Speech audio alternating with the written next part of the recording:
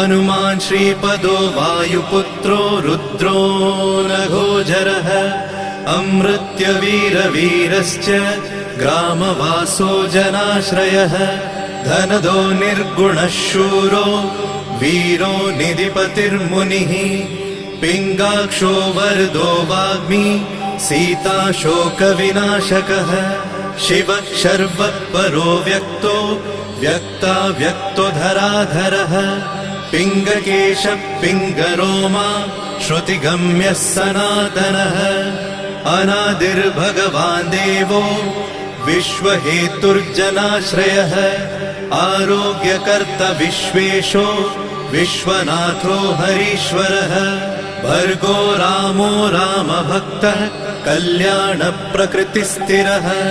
विश्वम्भरो विश्वमूर्तिर्